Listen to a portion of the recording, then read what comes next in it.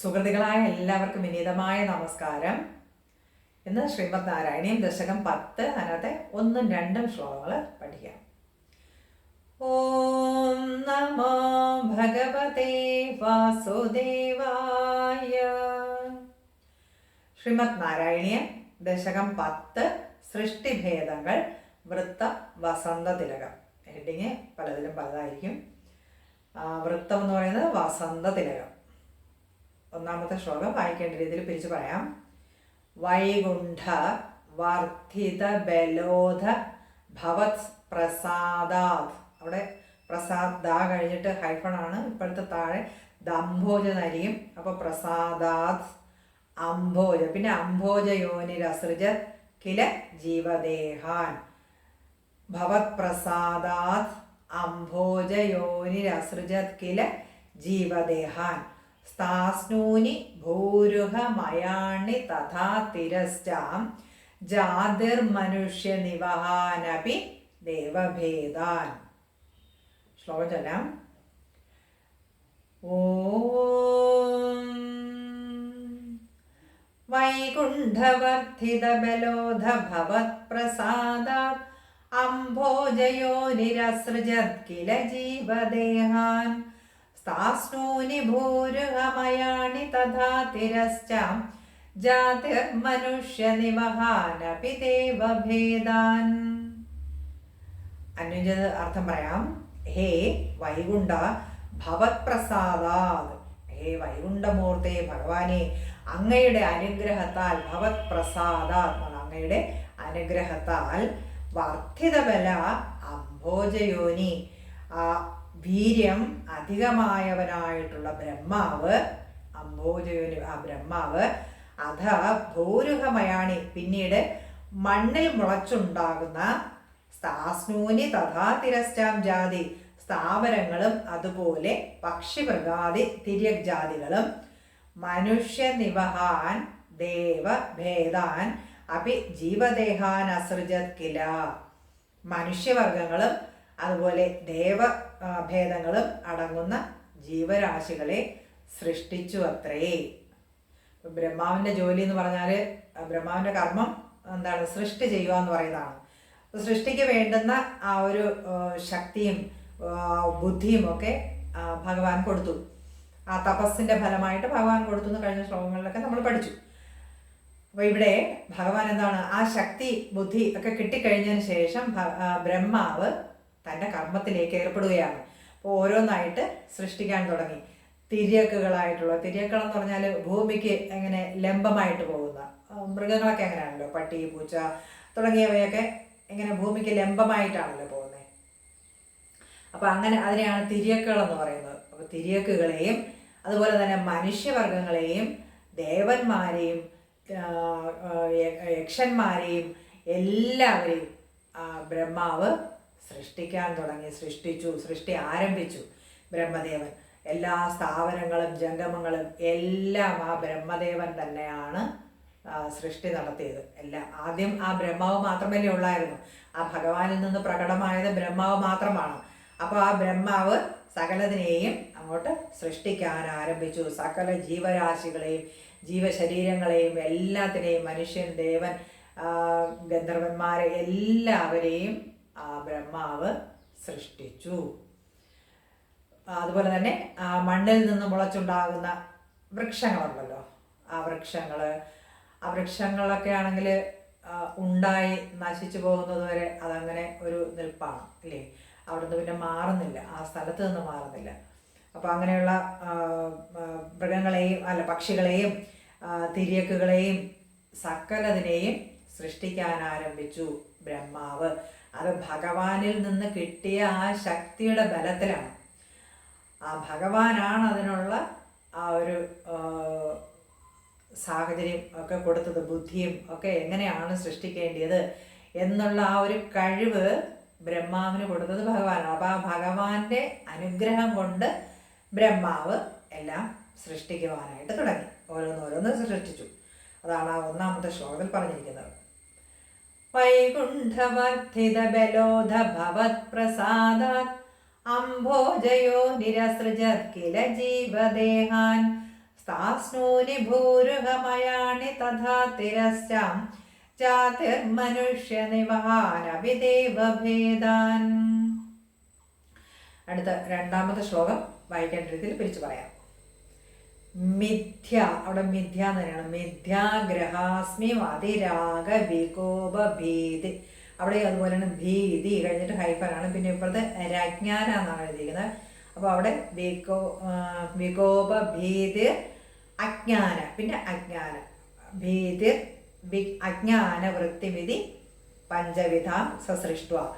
മിഥ്യാഗ്രഹാസ്മി അതിരാഗ വികോപ ഭീതി അജ്ഞാനവൃത്തിമിതി പഞ്ചവിധാംസ സൃഷ്ട്വ.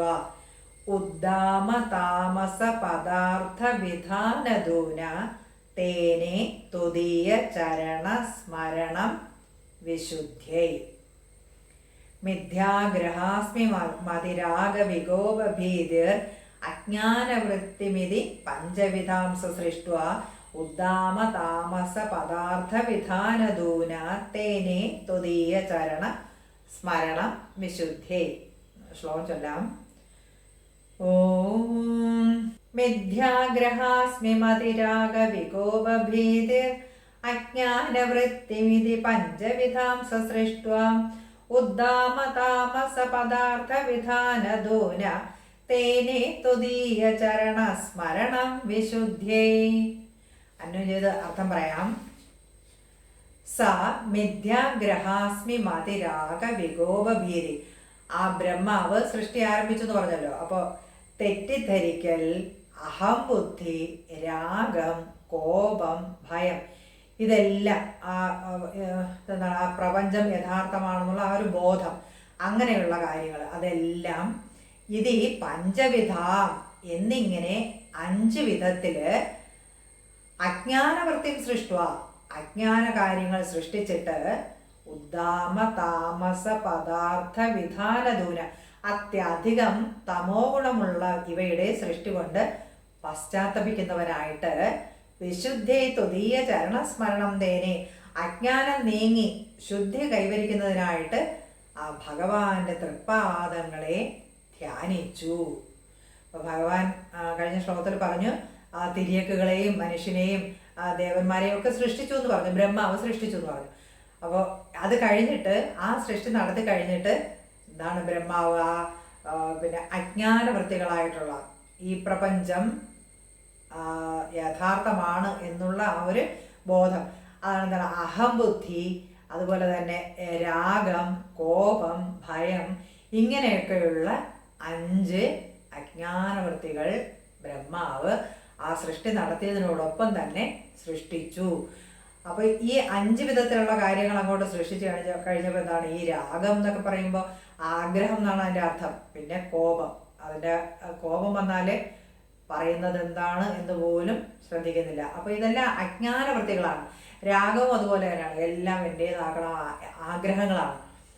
ഓരോന്നിലും ആഗ്രഹം, എല്ലാം എൻ്റേതാക്കണം എന്നൊക്കെയുള്ള ആ ഓരോ ആഗ്രഹം, എന്ത് കിട്ടിയാലും എനിക്കത് വേണം എന്നൊക്കെയുള്ള തോന്നൽ, അത് അപ്പോൾ കിട്ടാതെ വരുമ്പോൾ ഇതെല്ലാം ഒരു കണക്റ്റഡാണ്. ആ രാഗം അത് അങ്ങനെ ആഗ്രഹങ്ങൾ സാധിക്കാതെ വരുമ്പോൾ എന്തുണ്ടായി? കോപമുണ്ടായി.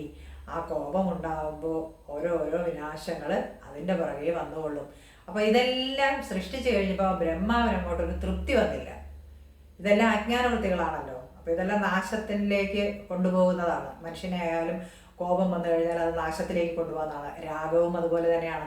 എല്ലാത്തിലും അങ്ങനെ അത്യാഗ്രഹം തോന്നിയാൽ എല്ലാം എൻ്റേതാകണം എന്നുള്ള ആഗ്രഹം വന്നു കഴിഞ്ഞാൽ അതും തെറ്റായ കാര്യമാണ്. അപ്പോൾ ഇതെല്ലാം ആയപ്പോൾ ബ്രഹ്മാവിന് തന്നെ ആ ബ്രഹ്മാവിൻ്റെ സൃഷ്ടിയിൽ അത്ര ഒരു സംതൃപ്തി ഉണ്ടായില്ല. അപ്പോൾ എന്ത് ചെയ്തു?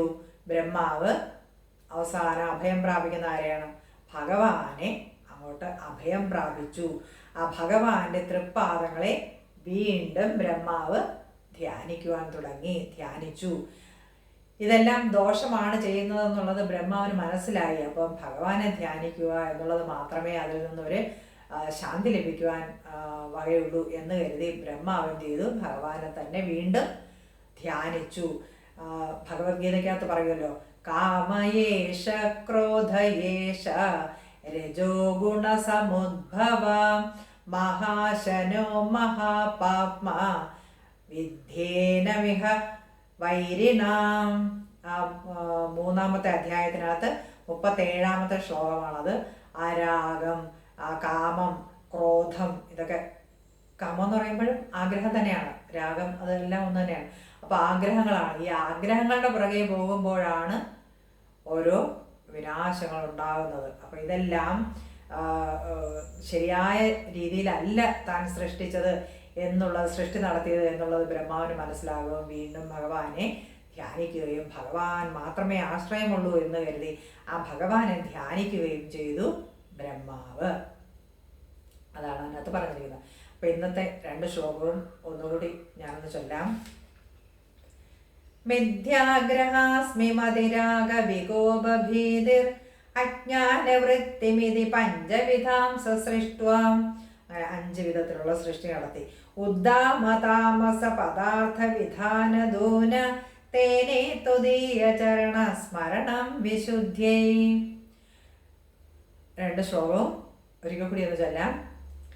വൈകുണ്ഠവർദ്ധിത ബലോധ ഭവത് പ്രസാദാത് അംഭോജയോ നിരസൃജത് കില ജീവദേഹാൻ സ്ഥാസ്നോനി ഭൂരുഹമയാണി തഥാ തിരശ്ചാം ജാതിർമനുഷ്യ നിവഹാനപി ദേവഭേദാൻ. മിഥ്യാഗ്രഹാസ്മി മതിരാഗ വികോപഭീതിർ അജ്ഞാനവൃത്തിവിധി പഞ്ചവിധാം സൃഷ്ട്വാം ഉദ്ദാമതാമസ പദാർത്ഥ വിധാനദൂന തേനേ തുദീയ ചരണ സ്മരണം വിശുദ്ധ്യൈ. അപ്പോൾ ഇന്നത്തെ 2 ശ്ലോകവും 1ഉം 2ഉം ശ്ലോകം 2ഉം നന്നായിട്ട് പഠിക്കുക, നന്നായിട്ട് മനസ്സിലാക്കുക. ശാന്തി മന്ത്രം ചൊല്ലാം. ഓം അസതോ മാ സദ്ഗമയ തമസോ മാ ജ്യോതിർഗമയ മൃത്യോർമാ അമൃതം ഗമയ. ഓം ശാന്തി ശാന്തി ശാന്തി. അടുത്ത വീഡിയോയിൽ അടുത്ത ശ്ലോകവുമായി കാണാം. എല്ലാവർക്കും നമസ്തേ.